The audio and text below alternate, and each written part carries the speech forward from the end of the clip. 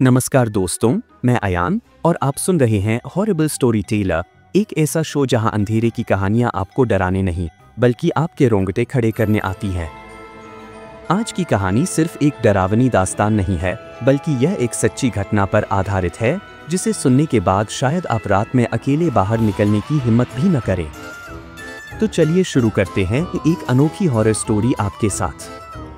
यह कहानी है उत्तर प्रदेश के एक छोटे से गांव धवलपुर की, जहां एक प्राचीन कुआं स्थित है जिसे गांव वाले मृत्यु कुआं के नाम से जानते हैं। वर्षों से ये कहा जाता रहा है कि इस कुएं में जो भी झांकता है वो कभी वापस नहीं आता, या फिर अगर आता भी है तो उसकी आंखें हमेशा के लिए पथरा जाती हैं, जैसे उसने कोई ऐसा रहस्य देख लिया हो जिसे इंसानी दिमाग कभी सह नहीं सकता। यह कहानी उस कुएं से जुड़ी एक ऐसी घटना की है जिसने पूरे गांव को सन्न कर दिया था। वर्ष 2017 की गर्मियों की बात है, जब अजय नाम का एक 25 वर्षीय युवक, जो पत्रकारिता का छात्र था और रहस्यमय जगहों पर जाकर रिपोर्टिंग करना चाहता था, धवलपुर गांव पहुंचा। उसे इंटरनेट पर मृत्यु कुएं के बारे में एक पुराना ब्लॉग मिला था जिसमें दावा किया गया था कि वहां रात को औरत के चीखने की आवाजें आती हैं और कई बार गांव के जानवर भी रहस्यमय ढंग से गायब हो चुके हैं। अजय को यकीन था कि यह केवल लोक कथाएं हैं और वो इसका सच सामने लाना चाहता था। उसने अपने दो दोस्तों रीना और सौरभ को भी इस मिशन में शामिल किया। वे तीनों 14 जून को गांव पहुंचे और सबसे पहले सरपंच से मुलाकात की। सरपंच ने उन्हें चेताया कि कुएं के पास रात को जाना सख्त मना है, क्योंकि पिछली बार एक लड़का राहुल, जो मोबाइल कैमरे से कुएं की रिकॉर्डिंग करने गया था, अगले दिन कुएं के पास मृत मिला था और उसकी आंखें खुली की खुली रह गई थीं, जैसे वो मरने से पहले कुछ देख रहा हो। अजय ने इसे एक डरावनी कहानी मानते हुए अनसुना कर दिया और उसी रात उन्होंने अपना सामान लेकर कुएं के पास एक अस्थायी कैंप लगाया।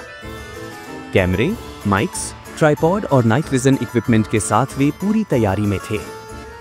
जैसे ही रात के 12 बजे उन्होंने रिकॉर्डिंग शुरू की और कुएं के चारों ओर घूम घूम कर वीडियो शूट करना शुरू किया। तभी अचानक रीना को किसी औरत के गाने की धीमी आवाज सुनाई दी, जैसे कोई पुराने जमाने का लोकगीत गा रहा हो। अजय और सौरभ ने जब ध्यान से सुना तो सच में हवा में एक करुणा से भरा स्वर तैर रहा था। घूंघट में जो चेहरा छिपा वो अब कभी न दिखेगा, कुएं में जो झांका वो जीवन से बिछुड़ेगा। अचानक कैमरे की स्क्रीन पर एक धुंधली आकृति दिखने लगी, एक औरत जो लाल साड़ी में थी और उसके बाल बहुत लंबे थे। वो कुएं के दूसरी तरफ खड़ी होकर लगातार उन्हें देख रही थी, लेकिन जब उन्होंने टॉर्च उस पर फोकस की तो वहां कोई नहीं था। रीना की तबीयत अचानक बिगड़ने लगी, उसका शरीर कांपने लगा और उसकी आंखों में खून उतर आया। सौरभ ने डर के मारे तुरंत कैमरा बंद किया और उसे पानी पिलाने लगा, लेकिन रीना अब किसी और आवाज में बोल रही थी, तुमने मुझे फिर से जगा दिया, मेरी नींद अब अधूरी नहीं रहेगी। अजय ने समझा कि ये सब कोई मानसिक प्रभाव हो सकता है, लेकिन तभी अचानक आसपास का तापमान गिरने लगा, सांसें उखड़ने लगीं और हवा में अजीब सी सड़ांध फैल गई, जैसे सड़े हुए मांस की। कैमरा अपने आप चालू हो गया और उसमें कुएं के अंदर से किसी के रेंगने की आवाज आने लगी। वे सब भागकर टेंट में छिपने की कोशिश करने लगे, लेकिन तभी रीना अचानक कुएं की ओर भागी और बिना किसी झिझक के उसमें छलांग लगा दी। सौरभ और अजय उसकी चीखें सुनते रहे, लेकिन जब उन्होंने कुएं में झांका तो उसमें कुछ भी नहीं था, ना पानी ना गहराई, बस एक अंतहीन काला अंधेरा। अगले दिन गांव वालों को जब इसकी सूचना मिली तो पुलिस आई, लेकिन कुएं से रीना की कोई लाश नहीं मिली। अजय और सौरभ ने जब अपना कैमरा चेक किया तो उसमें एक आखिरी क्लिप रिकॉर्ड हुई थी।